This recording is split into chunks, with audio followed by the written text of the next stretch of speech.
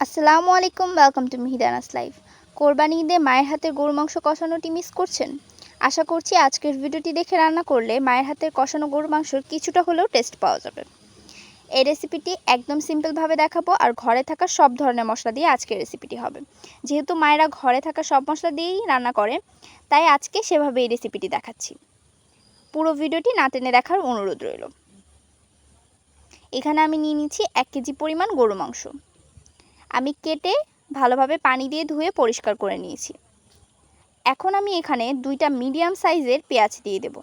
2টা মিডিয়াম সাইজের পেঁয়াজ কুচি দিয়ে দিয়েছি।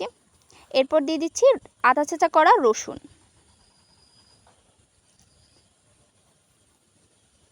2 চা চামচ পরিমাণ দিয়ে দিয়েছি আধা চেঁচা করা রসুন, আর 2 চা চামচ পরিমাণ আদা রসুন বাটা, আর 1 চা চামচ পরিমাণ দিয়ে দিয়েছি আমি জিরা বাটা।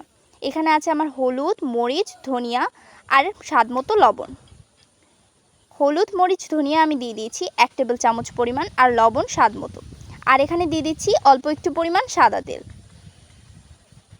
মশলাগুলোর সাথে গরুর মাংসকে বেশ ভালো করে মাখিয়ে নিতে হবে।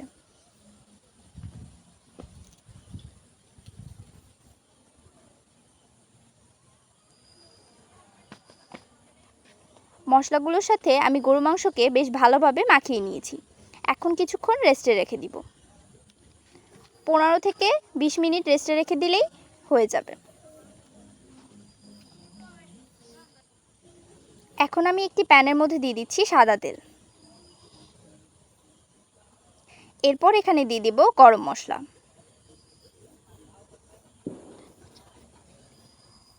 কিছুক্ষণ নাড়াচাড়া করে এখানে দিয়ে দিচ্ছি আমি পেঁয়াজ কুচি। 3 থেকে 4টি মিডিয়াম সাইজের পেঁয়াজ কুচি দিয়ে দিতে হবে। এখন এগুলোকে ভালোভাবে নাড়াচাড়া করতে হবে। পেঁয়াজটা আমি হালকা হালকা ভাজা ভাজা করব। এখন দিয়ে দিচ্ছি আমি গরুর মাংসগুলো।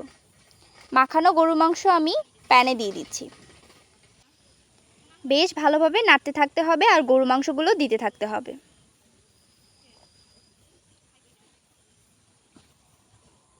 এখন শুধু নাড়াচাড়ার পালা। একটু সময় নিয়ে গরুর মাংস কষালে গরুর মাংসর স্বাদ কিন্তু বেশ হয়। এখন আমি কিছুক্ষণ ঢাকনা দিয়ে ঢেকে রাখবো।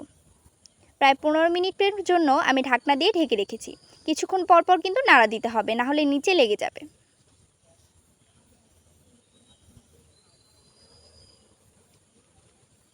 আমার গরুর মাংসটা কিন্তু প্রায় হয়ে এসেছে।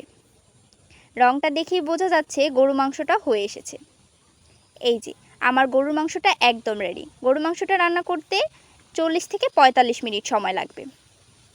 এখন আমি কষানো গরুর মাংসটা একটি প্লেটে উঠিয়ে দেখাচ্ছি।